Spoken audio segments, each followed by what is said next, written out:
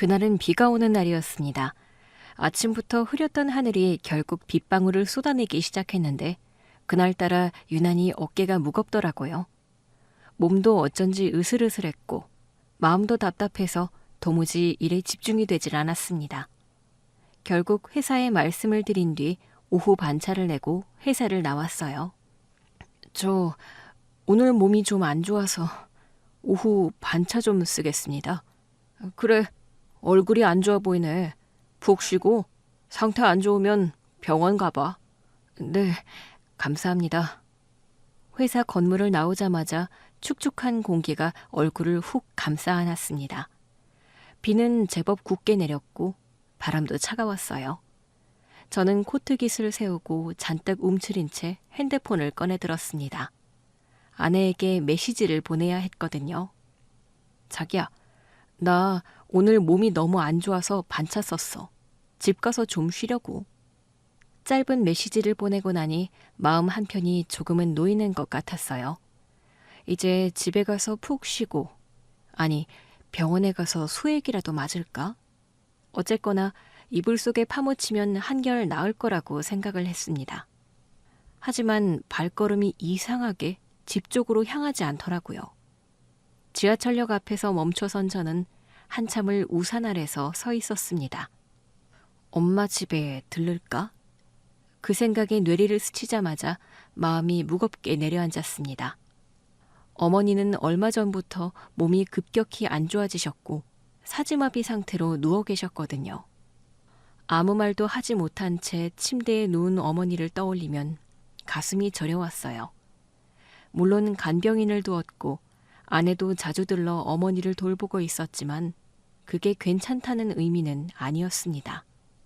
내 몸도 안 좋긴 하지만 마음이 계속 쓰이네. 우산을 살짝 들어올려 비를 바라보았습니다. 투명한 방울들이 우산 위로 떨어지며 몽글몽글 번지듯 제 마음도 서서히 한쪽으로 기울고 있었어요. 결국 저는 어머니 집 쪽으로 방향을 틀었습니다. 가는 길에 다시 아내에게 문자를 썼습니다. 자기야, 나 엄마 집 잠깐 들렀다 갈게. 괜히 마음이 쓰여서. 메시지 전송 버튼을 누르려다 멈칫했어요. 괜히 일하는 아내까지 신경을 쓰이게 할 것 같았거든요. 어머니가 편찮으신 이후 아내는 회사를 다니는 바쁜 와중에도 짬을 내어 어머니를 간호하곤 했는데 오늘 아내도 없이 엄마 집에 간다고 하면 아내가 신경을 쓸 게 분명했기 때문이었죠. 전송 버튼을 누르지 않고 그냥 썼던 내용을 지워버렸습니다. 지하철에 올라타자 비는 더 거세졌고 차창에 맺힌 빗물들이 주르륵 흘러내리는 모습이 마치 제 마음 같았어요. 처음 어머니가 몸이 안 좋다고 하셨을 땐 단순한 근육통이라고 생각했죠. 그런데 갑작스럽게 사지가 움직이지 않는다는 진단을 받으셨고 말까지 잘 못하시게 된 겁니다. 그런 어머니를 두고 바쁘다는 핑계로 제대로 찾아뵙지 못한 게 내내 마음에 걸렸어요. 간병인을 고용하긴 했지만 마음 한편으로는 늘 불안했거든요. 와이프보다 엄마한테 신경을 못 쓴 것 같네. 일한다는 핑계로 내가 너무 무심했던 것 같아. 하지만 간병인을 쓰려면 돈을 벌어야 하니까. 복잡하네. 지하철이 덜컹거리며 멈출 때마다 가슴이 조여오는 느낌이었습니다.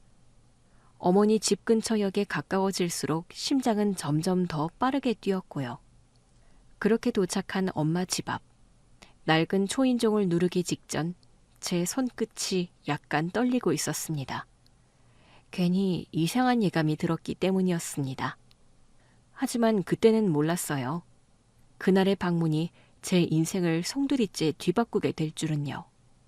엄마 집 앞에 도착한 저는 한참을 문 앞에서 서 있었어요. 도어락 번호는 익숙했지만 그날따라 숫자 하나하나 누르기가 그렇게도 망설여졌습니다. 엄마, 나왔어요. 오늘따라 왠지 그냥 집에 못 가겠더라고요. 삐삐삐 띡. 익숙한 도어락 소리. 그리고 천천히 문을 열었습니다. 집안은 조용했고 특유의 양냄새가 제 코끝을 찔렀습니다. 보일러를 틀어 따뜻한 거실은 평소와 다를 바 없었지만 어딘가 공기가 무거운 느낌이 들었어요. 그때 거실 한쪽에 앉아있던 간병인 아주머니가 제 모습을 보고 자리에서 일어났습니다. 어머, 오셨어요? 오늘은 사모님이랑 같이 안 오셨네요? 네, 오늘은 제가 좀 몸이 안 좋아서 반차 내고 나왔거든요. 그냥 엄마 생각이 나서요. 어머님, 아드님 오셨어요. 오늘은 혼자 오셨답니다. 인사하셔야죠. 저는 고개를 돌려 방 안을 바라보았어요. 문이 조금 열려 있었고 침대에 누운 어머니의 모습이 보였습니다. 말도 못하시고 몸도 움직이지 못하는 모습은 아직도 적응이 안 되더군요. 어머니는 눈동자만 움직이며 제 쪽을 바라보고 계셨습니다. 그런데 그 눈빛이 어쩐지 무언가 말하고 싶은 듯 보이더라고요. 엄마, 나왔어요. 오늘은 그냥 엄마 보고 싶어서 들렀어요.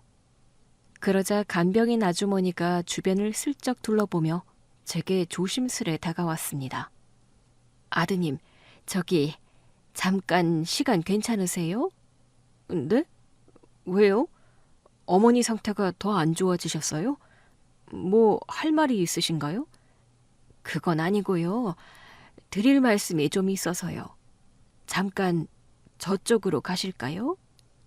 간병인은 계속 주위를 살피며 작은 목소리로 말했습니다. 어떤 일이 벌어지고 있는 것 같은 느낌. 저도 괜히 심장이 벌렁거려서 말없이 고개를 끄덕였고 우리는 거실 구석 소파 옆으로 조용히 이동했어요. 그곳은 어머니의 시야에서 약간 벗어난 곳이었습니다. 왜 그러시죠? 무슨 일인데 이렇게 조심스러우세요? 저 믿기지 않으시겠지만 어머님 말이에요. 네, 저희 어머니가 왜요? 사실 저한테 글씨를 쓰세요. 손바닥에요. 네? 손바닥에요? 그게 무슨 말씀이세요? 진짜예요. 어머님이 가끔 제 손을 잡고 손바닥에 글자를 그리세요. 처음엔 무슨 말인지 몰랐는데 계속 반복하시니까 읽히더라고요. 그래서 오늘은 제가 이상하다 그런 생각에 펜을 쥐어드렸는데 세상에나 제 손바닥에 정말 글씨를 쓰셨지 뭐예요? 잠깐만요. 저희 어머니는 사지마비시잖아요.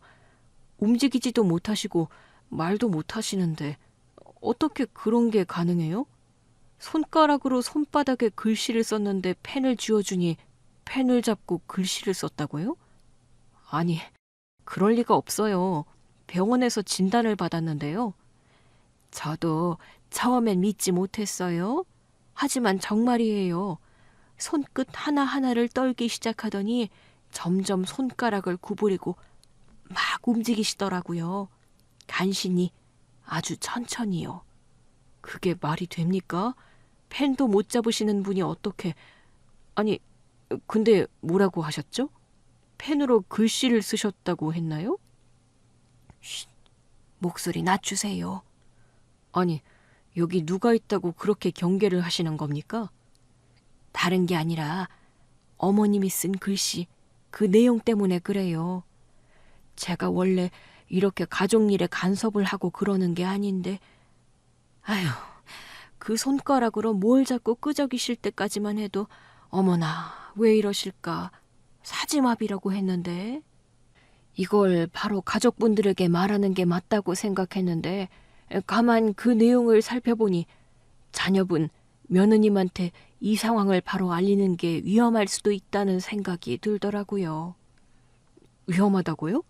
누가요? 저희 어머니가 위험한 상황인가요? 아니, 누구를... 쉿. 일단 정말 오늘 기적처럼 어렵게 펜을 잡고 글씨를 쓰셨거든요. 이거 보세요. 간병인은 제 말을 끊고 조용히 자신의 손바닥을 펼쳤습니다. 그리고 거기 간병인의 손바닥에는 정말 글씨가 적혀 있었어요. 볼펜을 쥐고 온 힘을 쥐어짜내 글씨를 쓴 흔적. 간병인 아주머니의 손바닥에 써 있는 글씨는 아주 간결했지만 분명한 내용을 담고 있었습니다. 도와줘. 아픈 척 하는 중. 그 글씨를 보는 순간 저는 숨이 멎는 줄 알았어요. 손바닥에 써서 종이에 쓴 것과 완전히 같지는 않았지만 그것은 명백히 제 어머니의 글씨였거든요. 특히 획을 특이하게 꺾어서 긋는 그 모양. 영락없이 어머니의 글씨체였습니다. 어릴 때 제 도시락 뚜껑에 붙어있던 쪽지, 시험 잘 보라고 필통에 몰래 넣어주셨던 손편지, 그때마다 보던 글씨체, 저에겐 아주 익숙한 글씨체였죠. 이거 저희 엄마 글씨인데? 이거 엄마가 쓰신 거 맞죠? 맞아요. 저도 이상해서 몰래 사진까지 찍어놨다니까요. 혹시라도 아드님 오시기 전에 손바닥에 써있는 글씨가 지워질까 봐요. 아니, 잠깐만요. 말도 안 돼. 사지마비 환자고 눈동자 굴리는 것 외에 손가락 까딱을 못 하시는데 글씨를 쓰셨다고요? 근데 글씨 내용이 아픈 척? 저희 엄마가 지금까지 아픈 척을 하고 계셨다는 거예요? 말 못할 사정이 있는 것 같아요. 그래서 오늘 이 글씨를 딱 보고 아드님을 따로 배워야겠다. 아드님께 몰래 말씀을 드려야겠다 생각을 했거든요. 그런데 마침 이렇게 며느님 없이 오셨네요. 간병인이 하는 말을 듣자 머리가 핑 도는 것 같았어요. 엄마가 쓰러지신 이후 제가 했던 모든 걱정, 병원에서의 진단, 간호, 그 모든 게 전부 연기였다는 말이잖아요. 순간 심장이 쿵 하고 내려앉는 기분이었습니다. 말도 안 돼요. 그럴 리가 없어요.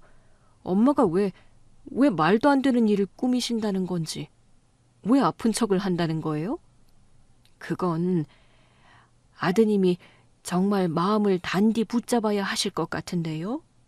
짐작 가는 게 있기는 한데 이게 워낙 조심스러워서 말씀을 드리기가 그렇네요. 그런데 어머님께서 굉장히 불안해 보이실 때가 있거든요. 언제요?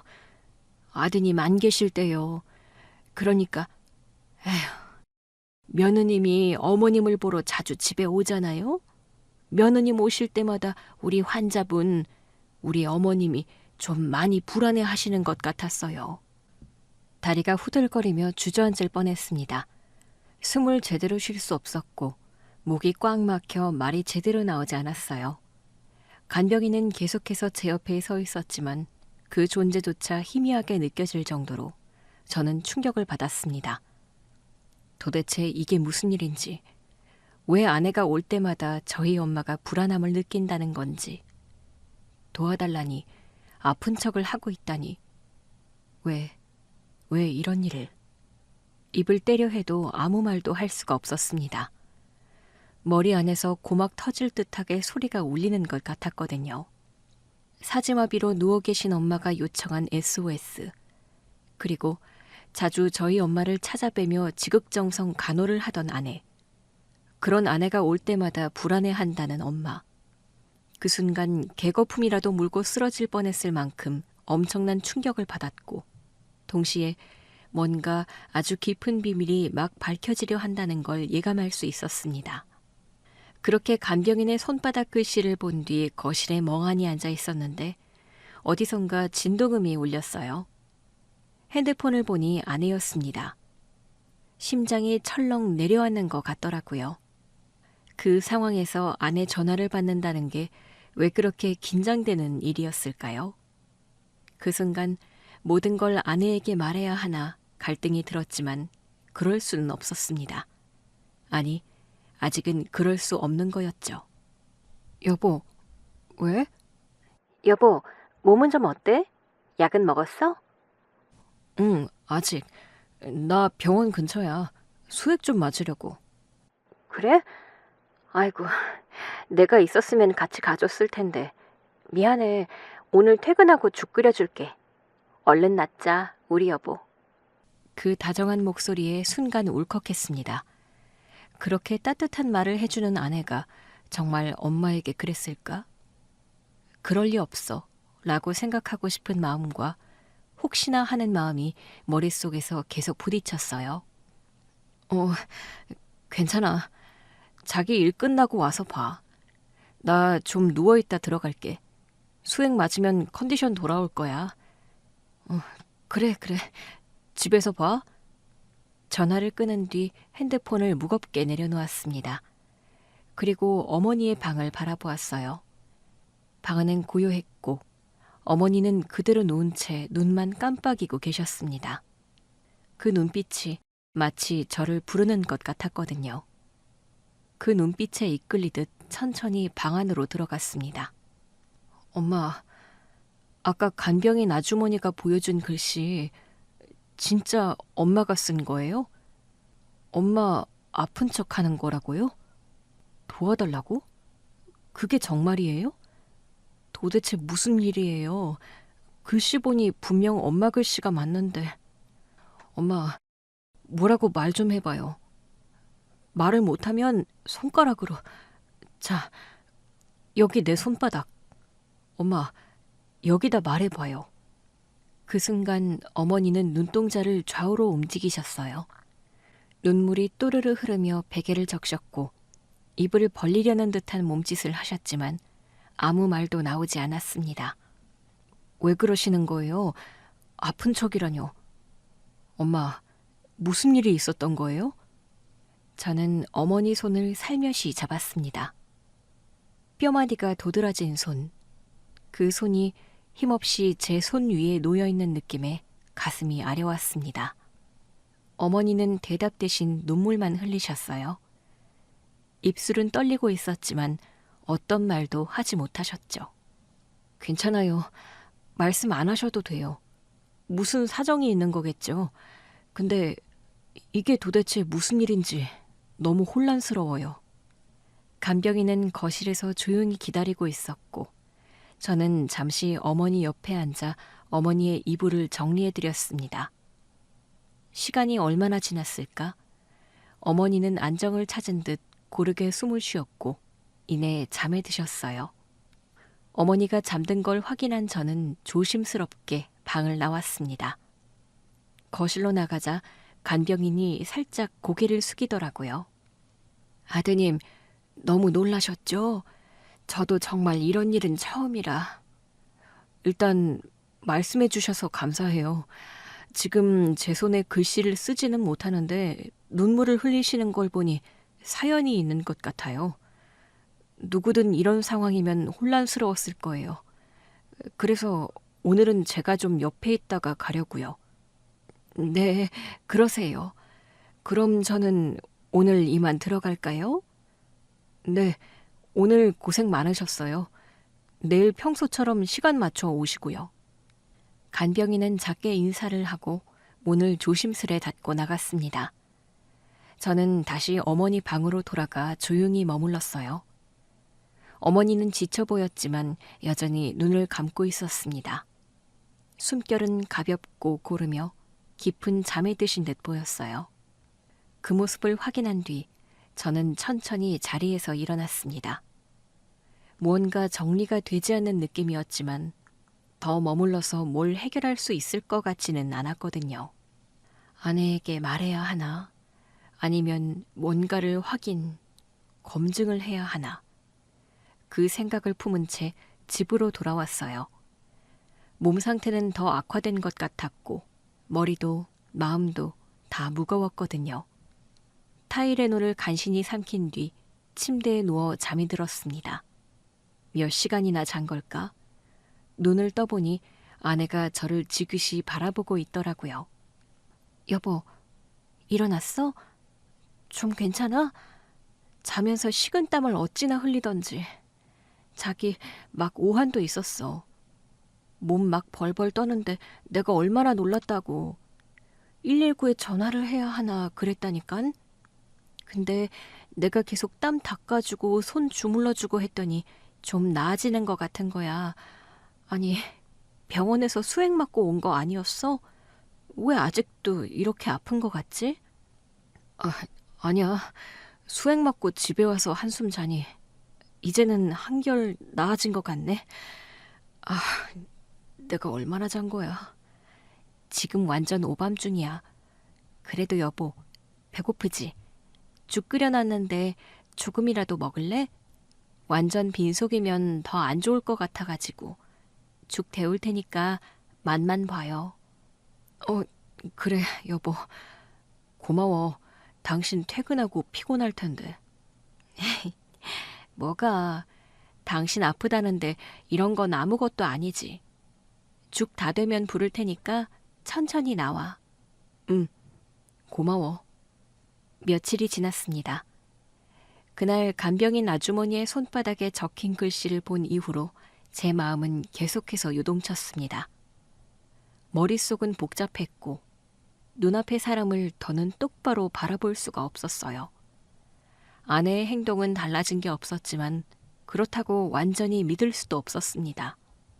간병인의 말을 듣고 나니 모든 행동 하나하나가 의심스럽게 보이기 시작했거든요. 그래도 아무런 증거도 없이 감정 하나로 사람을 몰아붙일 순 없잖아. 확실한 증거가 있어야 해. 그래야 뭘 하든 후회가 없을 테니까. 고민 끝에 저는 결심했습니다. 방법은 하나뿐이었어요. 직접 진실을 확인하는 것. 아내와 마주 앉아 직설적으로 묻는 건 너무 위험했거든요. 그래서 조용히 누구에게도 들키지 않게 움직이기로 했어요. 며칠 후 아내가 퇴근이 늦는다고 말한 날, 저는 어머니 댁을 찾았습니다.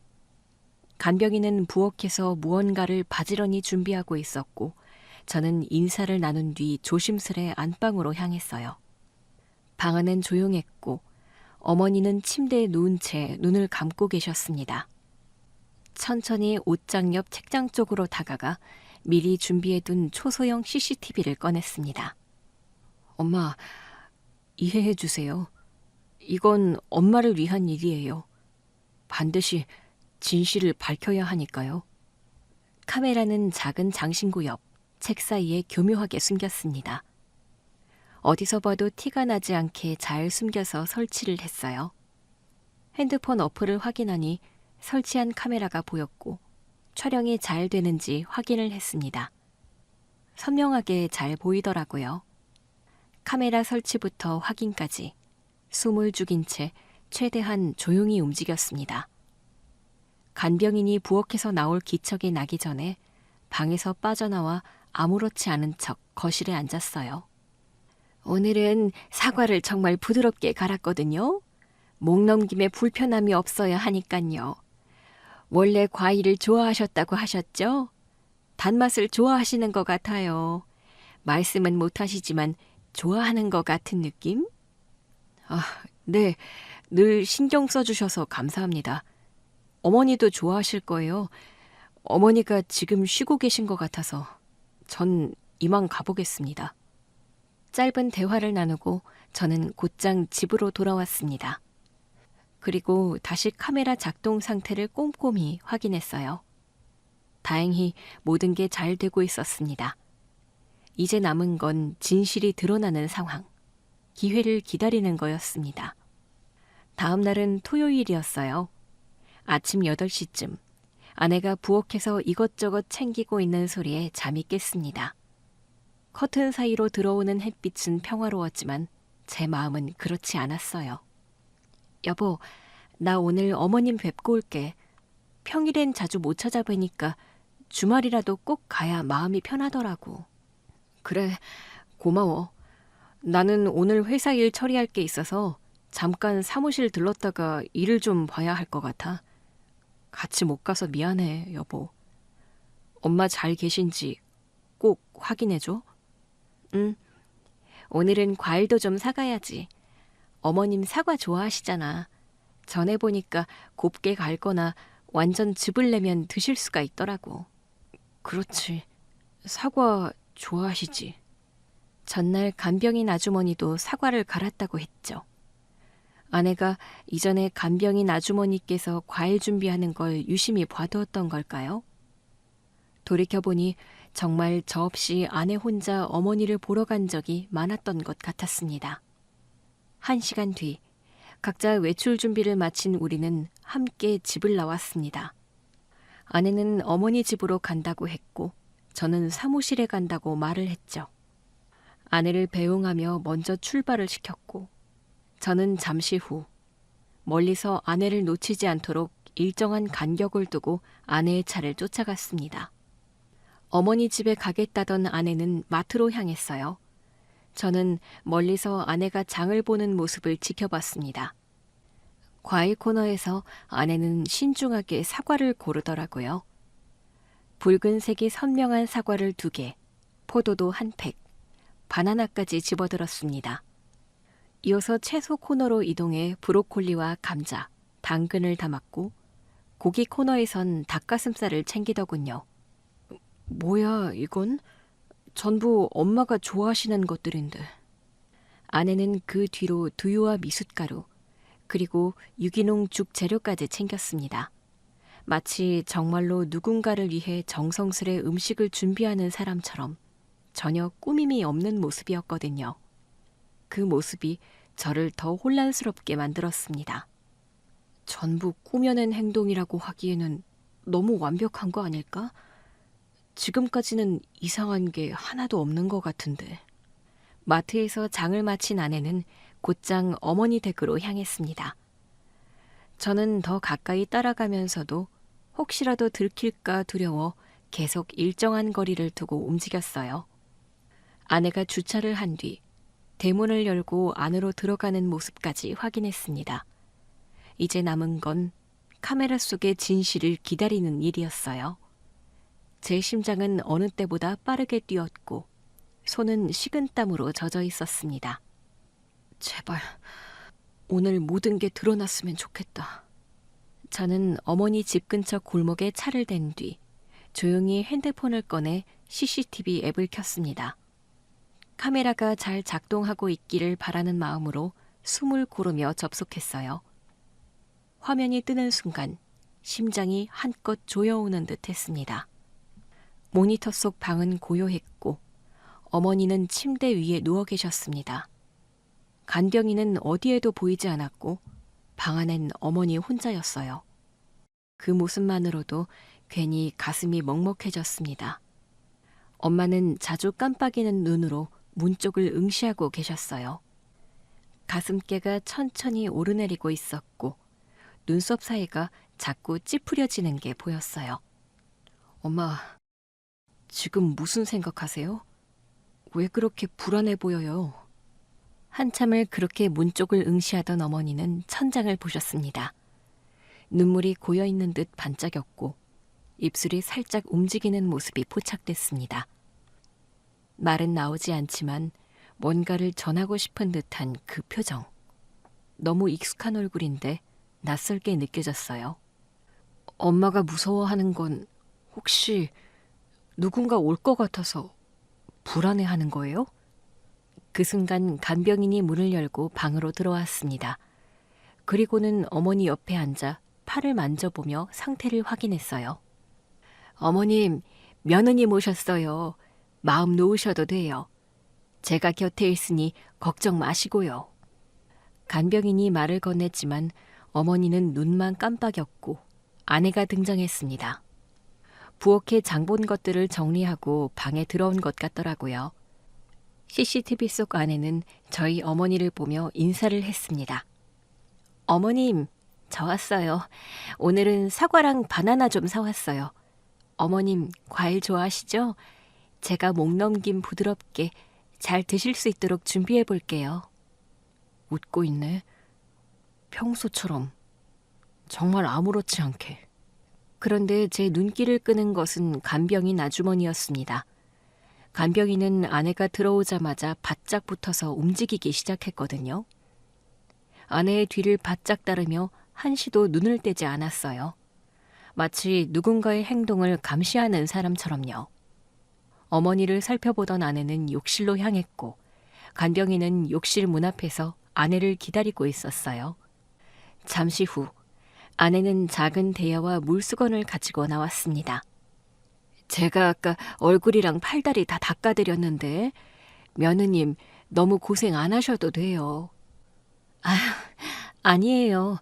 꼼꼼히 닦아드려야 해요. 혹시 욕창이라도 생기면 큰일 나요.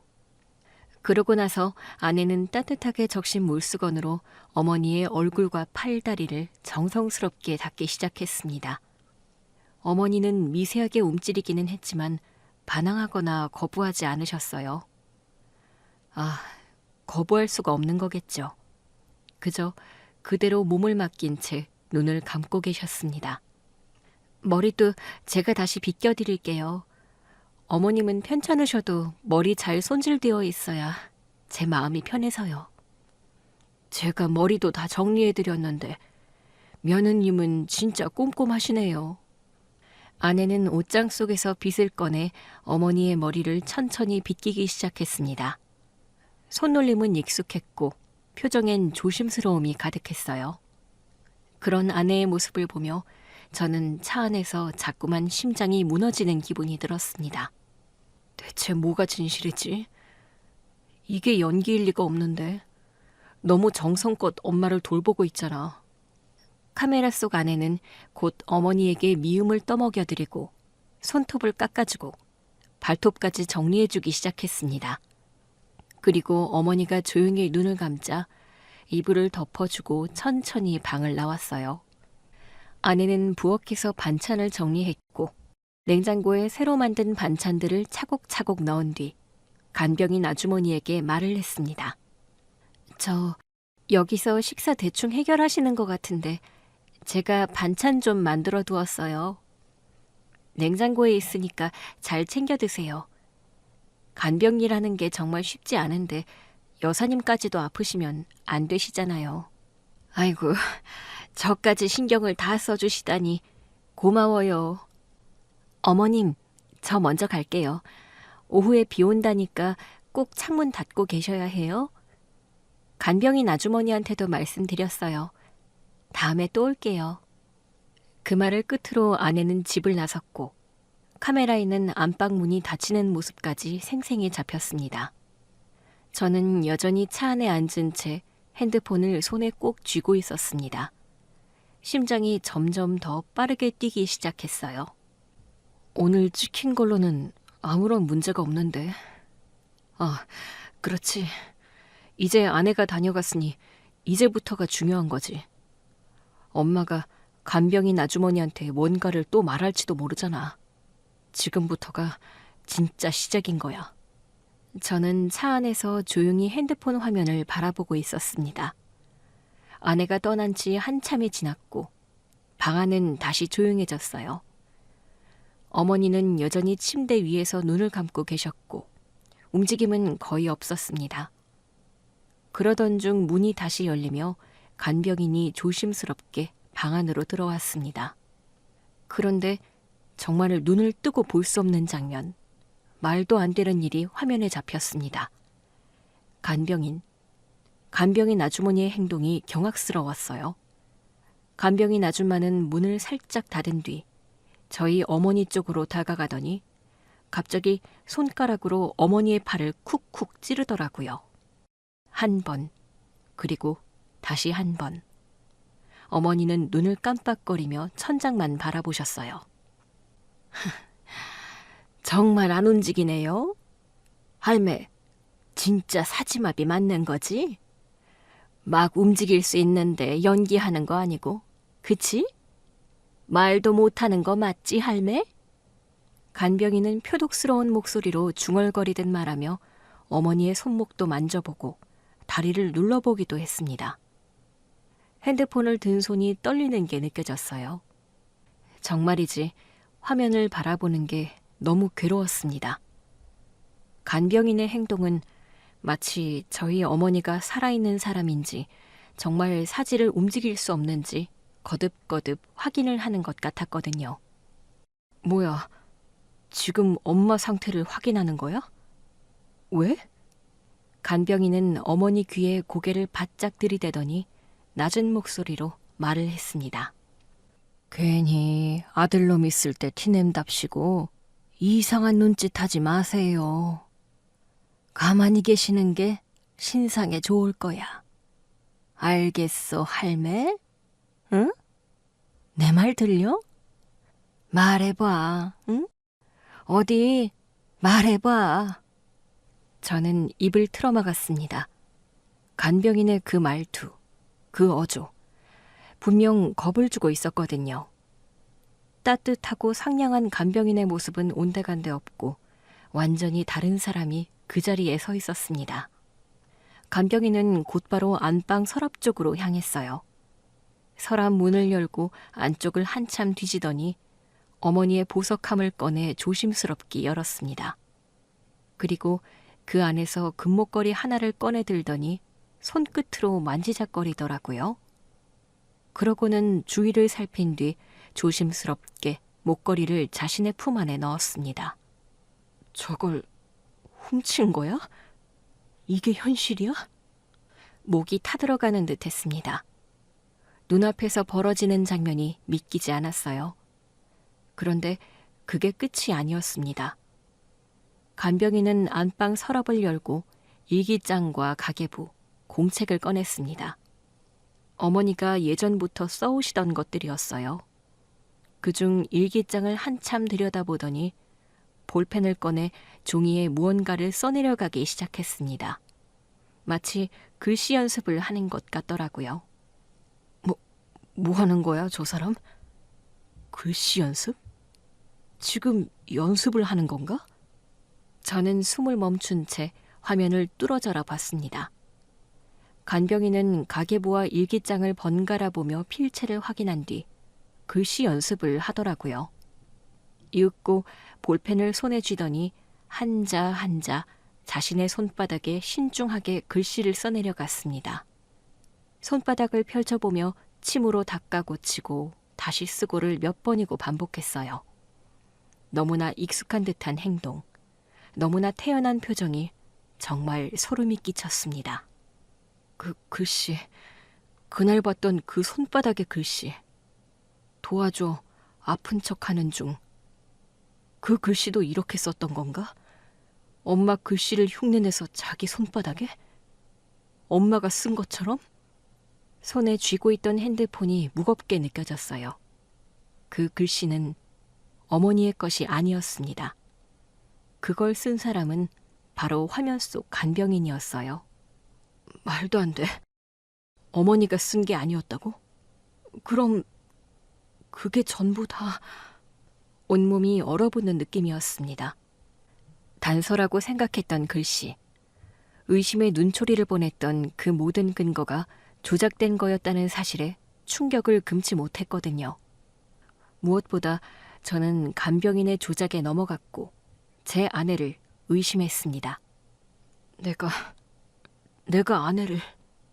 간병인은 끝까지 신중하게 손바닥을 고쳐가며 연습을 반복했고 잠시 후 일기장과 펜을 다시 제자리에 넣고 방을 정리하기 시작했습니다. 아무 일 없었다는 듯 평온한 표정으로 침대 옆 의자에 앉아 책을 펼쳐들었고 어머니 옆을 지키는 착한 간병인의 모습으로 되돌아갔습니다. 하지만 이제 그 모습이 가면이라는 걸 알게 되었어요. 저는 무거운 발걸음으로 어머니 집으로 향했습니다. 걸어가는 길, 간병인의 모습이 뇌리에 계속 맴돌았어요. 어머니를 찔러가며 반응을 확인하고 겁을 주듯 속삭이던 그 말. 서랍 속 보석함을 뒤지고 어머니의 글씨를 흉내내던 그 장면이 떠오를 때마다 식은땀이 났습니다. 하지만 아무것도 모르는 척해야 했습니다. 지금 그 사람을 자극하는 건 무의미한 일이었어요. 현관문을 열고 들어가니 간병인은 거실에서 서류를 정리하고 있었습니다. 제가 들어서자마자 기다렸다는 듯 활짝 웃더라고요. 아드님 오셨어요? 세상에, 정말 아드님이 우리 어머님 생각을 끔찍하게 하시나 보다.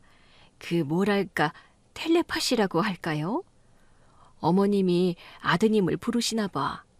막 마음에 이끄는 그런 게 있나 봐요. 그쵸? 왜요? 맞다. 오늘 아내가 다녀갔을 텐데. 그럼요. 다녀가셨죠. 근데 문제는 그 다음이었어요. 오늘도 어머님이 제 손바닥에 글씨를 써주셨거든요. 이전보다 훨씬 분명하게요. 그래요? 뭐라고 쓰셨는데요? 간병인은 한쪽 손을 펼쳐 보였습니다.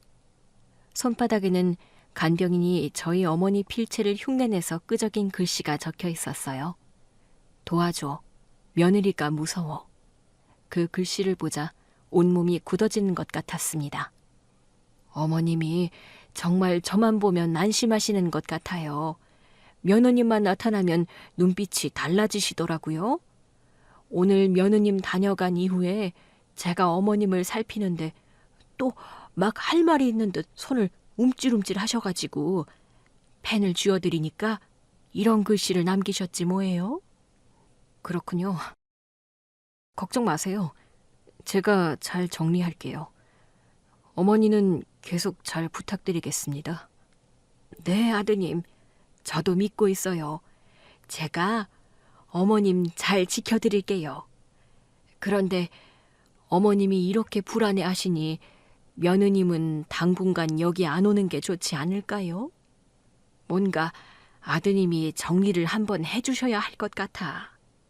네, 알겠습니다. 정말 감사해요. 저는 억지 미소를 지으며 간신히 고개를 끄덕였습니다. 손이 떨리는 걸 숨기기 위해 바지 주머니에 깊숙이 손을 찔러 넣고 최대한 자연스럽게 집을 빠져나왔어요.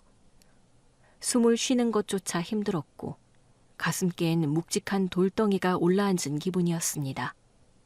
저는 집으로 돌아가지 않았어요. 곧장 차를 몰고 경찰서로 향했습니다. 시트에 등을 기댔지만 전혀 편하지 않았고 경찰서에 도착해서도 한참 동안 손이 움직이질 않았어요. 더 이상은 안 돼. 엄마를 지켜야 해. 경찰서 민원 접수 창구에 도착하자마자 접수 담당자에게 말을 걸었습니다. 저 신고를 해야 하는데요. 저희 어머니를 돌보는 간병인인데 이건 그냥 넘어갈 수 없는 상황입니다. 제가 증거 영상을 가지고 있어요. 안내에 따라 서류 작성을 한 뒤 경찰을 만나게 되었습니다. 영상을 가지고 계시다고요? 어떤 내용이죠? 도둑질, 겁주기, 거짓말, 그리고 조작된 증거까지 있습니다. 이건 그냥 가정 내 문제로 넘어갈 일이 아니에요. 그날 신고를 마쳤고 얼마 뒤 담당 형사가 배정되어 다시 경찰서로 가게 되었습니다. 책상 너머로 앉은 담당 형사는 차분한 태도로 저를 맞이했습니다. 녹화 영상 가지고 계신가요? 네, 이 USB에 저장돼 있고 제 휴대폰에도 백업돼 있습니다. 제 어머니가 사지마비라 의사 표현이 거의 불가능하신데 그걸 악용한 것 같습니다. USB를 받아든 형사는 컴퓨터에 연결한 뒤 화면을 재생하기 시작했습니다. 조용한 조사실 안에 그 음산한 영상들이 하나씩 흘러나왔어요. 어머니의 몸을 찌르는 모습, 귀에 대고 무시무시한 말을 하는 간병인의 목소리, 그리고 보석함에서 목걸이를 꺼내 가방에 넣는 장면까지. 이거 확실한 증거네요. 이런 건 그냥 넘어갈 수 없습니다. 이 사람이 제 어머니에게 그런 짓을 했습니다. 어머니를 위해서라도 반드시 처벌받게 해야 합니다. 간병인의 인적 사항 알고 계신가요? 간단한 정보는 채용할 때 받았고 나머지는 파견업체에서 확인을 더 해봐야 할 것 같은데 이 사람 정말 저희 가족 사이를 갈라놓으려 했어요. 일단 정식 조사에 들어가겠습니다. 이후 참고인 조사와 피해 진술도 필요하실 수 있어요. 네, 어떤 절차든 다 따르겠습니다. 어머니와 제 가족을 위해서라도 끝까지 가야죠. 그날 진술을 하는 입술은 떨리고 있었지만 마음만큼은 단단했습니다. 더 이상 무력하게 당하지 않겠다는 결심이 생긴 날이었어요. 얼마 뒤 경찰서에서 전화가 왔습니다. 그날 아침 핸드폰이 울릴 때부터 예감이 좋지 않았는데 수화기 너머의 형사 목소리는 짧고 단호했습니다. 간병인 신원 조회 결과 나왔습니다.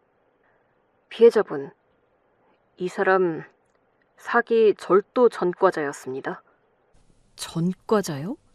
네, 이전에도 요양보호사를 가장해 여러 가정에서 금품을 훔친 정황이 있었고 재산을 가로채기 위해 가족 간 불화를 조장한 사례도 있었습니다. 당시에는 피해자 측에서 합의금을 받고 합의를 하면서 처벌은 피했지만 기록은 남아있네요. 그 말을 듣는 순간 두 다리에 힘이 풀려 벽에 기대 섰습니다. 속이 울렁거리고 눈앞이 흐려졌습니다. 그럼 그런 사람을 제가 우리 어머니 옆에 두고 있었던 거네요? 네. 처음엔 성실한 태도로 신뢰를 얻고 이후에는 주변 가족과 이간질을 유도하며 재산에 접근하는 수법이었습니다. 영상만 봐도 그 의도가 명확합니다. 제가 직접 면접 보고 채용했던 사람이었는데. 피해자분만 그런 게 아닙니다. 이 사람 속이는 능력이 매우 교묘합니다. 그래서 여러 차례 비슷한 일을 반복해왔던 거고요. 전화를 끊은 뒤 저는 그대로 회사 건물 뒤편 조용한 공간에 주저앉았습니다. 주변은 평소처럼 분주했지만 제 머릿속은 정지된 것처럼 멍했습니다. 손에 쥔 휴대폰을 들어 다시 영상을 재생했어요.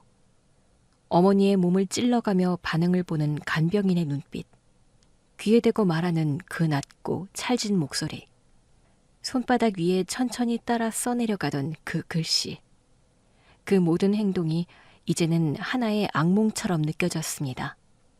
내가 이런 인간 말을 믿고 짧은 순간이지만 아내를 의심했었지. 정말이지 숨이 막혔어요. 마음속 어디선가 꺼내들었던 의심들이 죄책감이 되어 가슴을 후벼 팠습니다. 아내는 그저 제 어머니를 돌봤을 뿐이었는데 저는 고작 손바닥의 글씨 하나로 아내를 의심했었으니까요. 가장 뼈아픈 건 간병인을 고용한 사람이 바로 저였다는 사실이었습니다. 처음 간병인을 소개받고 면접을 본 날, 간병인 아줌마는 말수가 적고 성실해 보였거든요. 자격증도 있었고 이전 근무지에 대한 말도 그럴듯했죠. 그저 엄마에게 좋은 사람을 붙여드리고 싶었을 뿐인데. 화면을 멈추고 다시 되감았습니다. 다시 보고 또 보며 내가 무엇을 놓쳤는지 찾으려 애썼습니다. 작은 표정, 눈빛, 손짓 하나하나가 이제 와서야 낯설게 느껴지더라고요. 그리고 떠올렸어요. 아내가 간병인을 처음 만났던 날이었죠. 여보, 그분 너무 말이 없으신 것 같은데 좀 퉁명스럽다고 해야 하나?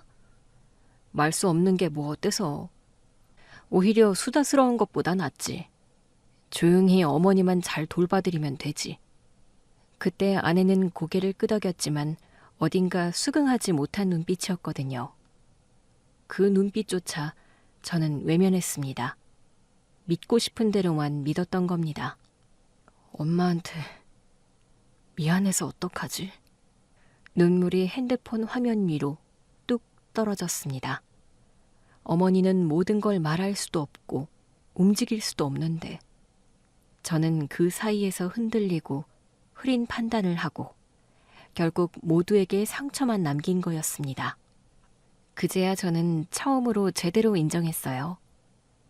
이 모든 파국은 그 교묘한 사기꾼의 거짓말 하나로부터 시작됐지만 그 사람을 선택하고 받아들인 건 바로 저였다는 걸요.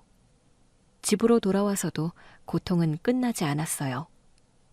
가장 참기 어려웠던 건 그 사람의 말 한마디에 아내를 의심하고 거리를 둔 제 자신이었습니다. 아내에게 모든 걸 이야기하고 사죄를 했지만 스스로 용서가 되지 않았거든요. 문득 문 밖에서 인기척이 느껴졌습니다. 조용히 문이 열리더니 아내가 조심스레 고개를 내밀었어요. 여보, 괜찮아?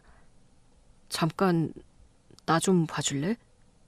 아내는 말없이 제 옆에 앉았고 저는 아내의 손을 꼭 잡았습니다. 따뜻했고 익숙한 손이었어요. 나 변호사 사무실에 다녀오려고. 같이 가줄래? 그래, 이제는 우리 둘이 같이 해결해야 할 문제라고 생각해. 다음 날 우리는 변호사 사무실에 함께 갔습니다. 영상, 간병인 신원 조회 결과, 병원 진단서, 통화 녹취록까지 전부 챙겼습니다. 변호사는 저희 이야기를 조용히 듣고는 고개를 끄덕이며 서류를 하나씩 넘겼습니다. 간병인이 했던 행위는 단순한 절도가 아닙니다. 환자의 상태를 이용해 심리적으로 위축되게 만들고 가족 간의 관계를 왜곡시킨 점이 중대합니다. 이건 충분히 형사사건으로 처리 가능하고 별도로 민사 손해배상 청구도 진행할 수 있습니다. 합의 같은 건 생각하지 않고 있어요. 그 사람 반드시 죗값을 치르게 할 거예요. 알겠습니다. 추가적으로 환자 최근 상태에 대한 의료진단서가 필요합니다. 병원 예약 잡아뒀어요. 결과 나오는 대로 바로 가져다 드릴게요. 우리는 사설 구급차를 불러 어머니를 모시고 병원에 갔고 뇌파 상태를 비롯한 여러 검사를 받았어요. 지금 상태는 위장장애와 극심한 불안 증세가 겹쳐진 상황입니다. 대인 접촉에 대한 반응도 매우 예민하고요. 장기적인 스트레스가 누적된 결과로 보입니다. 엄마, 죄송해요. 제가 너무 늦게 알아차려서. 그리고 얼마 후 간병인은 경찰 조사를 받고 구속됐습니다. 조사 과정에서도 거짓말을 계속했지만 영상과 휴대폰 녹취, 병원 진단서 앞에서 결국 말문이 막히더라고요. 재판은 길지 않았습니다. 피고인은 장기간 피해자의 가정에 침투하여 신뢰를 악용하고 거짓말과 협박으로 피해자의 정신적 고통을 유발했습니다. 피해자 측의 합의 의사가 없고 범행 수법의 악질성을 고려해 저희 부부는 민사소송 준비에 들어갔어요. 간병인이 훔쳐간 물품 목록과 피해액을 산정하고 정신적 피해에 대한 손해배상도 청구했습니다. 더 이상은 물러설 이유가 없었습니다. 그리고 집으로 돌아오는 길, 저는 조용히 운전대를 잡고 옆자리에 앉은 아내를 바라보았습니다. 여보, 정말 고마워. 그리고 미안해. 아내는 저를 향해 조용히 웃었는데 그 미소는 그 어떤 말보다 더 큰 용서를 담고 있는 듯 했습니다. 그날 이후 몇 달이 지났습니다. 그간 어머니는 꾸준히 병원 치료를 받으셨는데 기적적으로 다시 몸을 움직일 수 있게 되었습니다. 정신과 상담도 병행하셨어요. 초기에는 낯선 사람과의 접촉조차 힘들어 하시던 어머니였지만 점차 마음을 열고 말을 조금씩 다시 하시기 시작했습니다. 그리고 어느 날 어머니는 공원 산책길을 걸을 수 있을 정도로 회복을 하셨어요. 천천히, 아주 천천히 걸음마를 떼시며 제 손을 꼭 잡고 움직이시는 어머니를 보는 순간 눈물이 날 뻔했습니다. 엄마, 괜찮으세요? 무리하시는 거 아니죠? 괜찮아. 바람 쐬니까 좋아. 그런데 요즘 네 아버지 생각이 많이 난다. 어머니는 잔잔한 미소를 지으며 발걸음을 옮기셨고 그 옆에는 아내가 있었어요. 매일같이 어머니의 약을 챙기고 죽을 끓이고 반찬을 싸서 가져다 드리던 아내였죠. 여보, 피곤할 텐데 괜찮아? 괜찮아. 어머님이 건강해지시는 게 나한텐 제일 큰 선물이야. 여보, 나 이거 당신한테 꼭 주고 싶었어. 고맙고 미안해서. 이게 뭐야? 왜 갑자기? 고마워서. 그동안 당신이 해준 모든 일들 말로는 다 못하니까 그냥 받아줘. 아내를 위해 목걸이를 준비했거든요. 아내는 잠시 말을 하지 않고 선물을 바라보았습니다. 여보, 이런 거 안 해줘도 되는데 고마워. 우리 나중에 어머님이랑 셋이 사진 찍자. 그러자. 다시 건강해지셨으니 꼭 사진으로 남겨야지. 거실 액자에 걸어둔 가족 사진. 사진 속 우리는 환하게 웃고 있었어요. 모든 상처가 사라진 건 아니지만 적어도 지금 서로의 온기를 느끼며 함께 있는 그 자체가 기적처럼 느껴지네요. 거짓이 우리 가족을 흔들었지만 무너지지 않았습니다. 어머니가 건강을 되찾으신 것, 그리고 변함없는 아내에게 감사한 마음입니다.